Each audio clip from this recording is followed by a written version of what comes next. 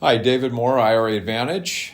We're going to talk about investment options with self-directed IRA. So it's your IRA, what do you want to buy? And don't let somebody else dictate what options are there for you. So a truly self-directed IRA or 401k plan is going to allow you to buy any investment the law allows.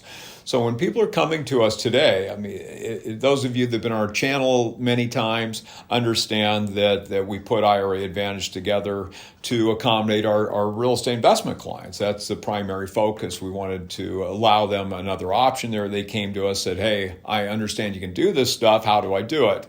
So that was the intent of the business. But during the ensuing years, shortly after we put it together, we had the last recession. So we had a lot of rollover business startups, they're called. And that's a situation where somebody has a great idea. They want to go out and put a business together. They have the only source of funds is sort of their retirement account.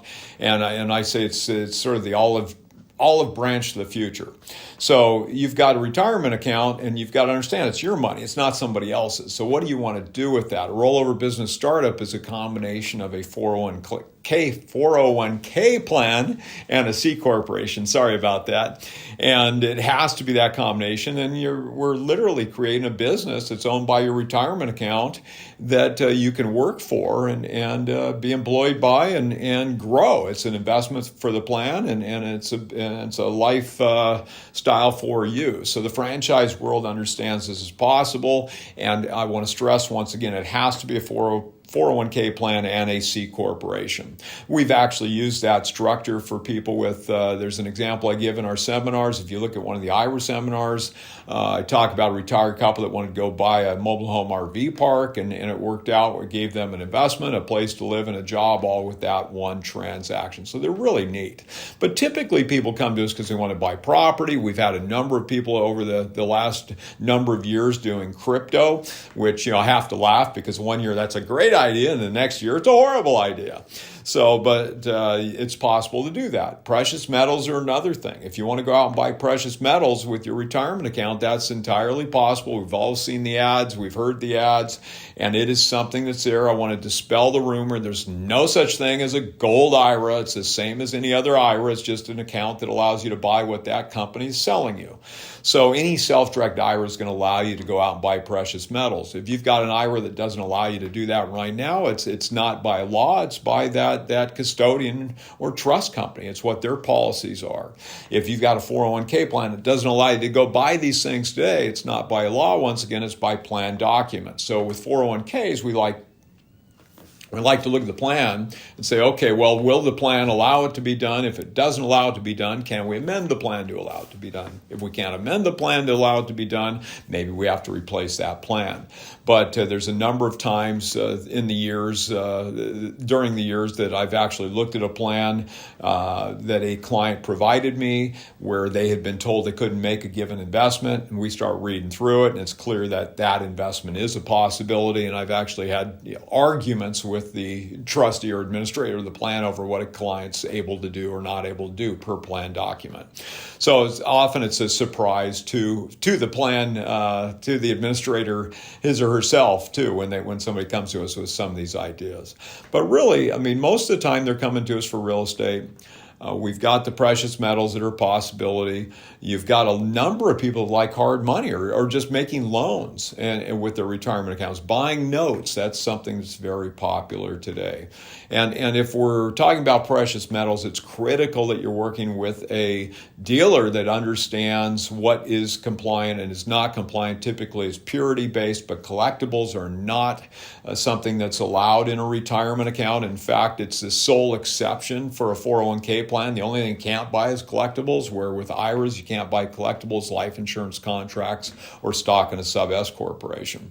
So really, if you're doing precious metals, I really want you to think about, one, working with people in that space that work in it day in, day out, so they're going to sell you things that are compliant. To understand where that's going to be held, because you've got to be, most trust companies are going to require that you use a depository for those things. The 401k plans might, your administrator might have that same requirement that's there. There are some people that want to hold it in a checkbook IRA, so they've got a checkbook IRA LLC and they want to have it in a safe. Well, if you're going to do that, and there's been a couple court cases on this, one wasn't favorable, whether it's good law, bad law, that's up to you and your tax people to decide. But I'm going to say if you're going to do that, you better have it in a safe that is only got your retirement stuff in it. If it's got anything else in there, you're commingling things, it's not going to be a good idea. My advice would be just to use a depository where you're not risking that issue potentially. But anyway, there's lots of options out there. Just give us a call if you're looking for them. I guess one other thing that I want to mention is oil and gas. So not only can oil and gas interest qualify for 1031, but we've got a number of people that want to do that as well. And for example, Eckerd Oil and Gas, we've done a lot of work with over the years. And they might have a trust company. If you want to just buy one interest through them, you don't need something fancy like a checkbook IRA. Basic account's going to take care of it. And there's a couple of trust companies, I believe Quest, one of them, that does a lot of work with them. And you just do a basic self-directed IRA, and that account's going to make the investment with them. It's non-time sensitive, and there's no management there that's required, so you don't need a checkbook IRA for that type of investment. But I guess that sort of leads me to this. If you've got a retirement account and you're thinking you want to go do some things, call up, because the only dumb questions when you don't ask, but it takes time to put these investment vehicles together. If we want to put a self-directed IRA together for you today, a 401k plan we can put together in a number of days. It's just a question of how long it takes to fund that account. If we're talking a checkbook IRA, I'm going to tell you it'd probably take a month to get that thing set up. So obviously, lots of investments are time sensitive. My advice is get the account set up, ready to go before you find the investment. Otherwise, for example, let's say a piece of property, you want to go out and find a piece of property and you want to use your retirement account to go buy it. Well, if you personally tie it up and assign it over to the plan in the future, that would potentially constitute a prohibited transaction.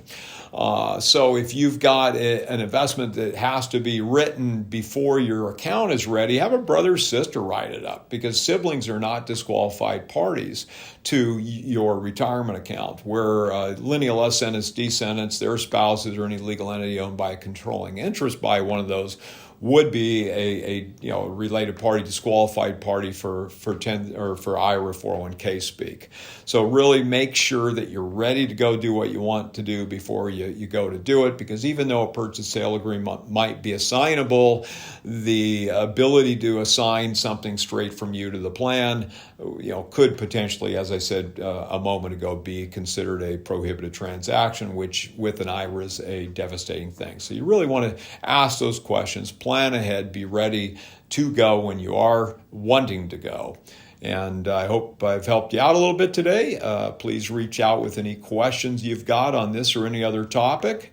David Moore, IRA Advantage, IRAadvantage.com. Thank you. Bye-bye.